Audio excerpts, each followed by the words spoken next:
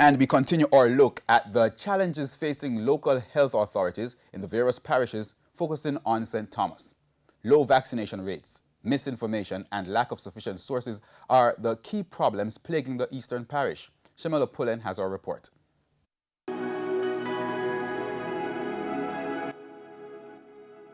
Another typical day at the Princess Margaret Hospital in St. Thomas.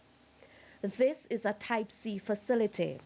Already under pressure due to a lack of resources, COVID-19 making a bad situation worse. Issues like a shortage of oxygen. Hospital officials say they're seeing longer hospital stays that require more oxygen therapy. This surge has showed up the challenges that we face at Princess Margaret with availability of oxygen.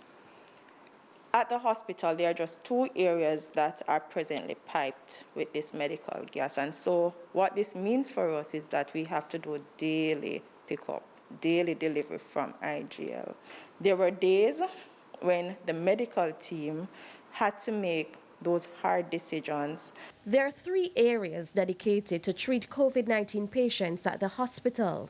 Well, currently we have our COVID ward has a 9-bed, and that is full.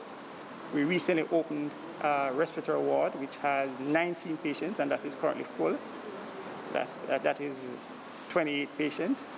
And we have a few patients on the open ward that are positive. I think it's another 6 patients. So we're looking at about 34 patients currently.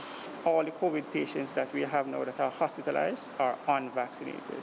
Health officials are facing a major challenge as it relates to misinformation about the virus and vaccination. Many of the patients have gotten information not from their medical doctors or their nurses or the health centers.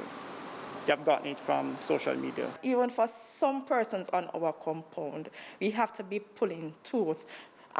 These persons, they're just not willing, despite us trying to encourage them and to show them the impact of the virus, what it has been doing to the system. Persons sometimes are just not willing. There is still this disbelief. One of the good things that I've noticed is that this week, one of the judges sentenced somebody to $200,000 for not wearing the mask. And that was a very good thing, because if we're not getting them to hear, then it is a different approach can actually help.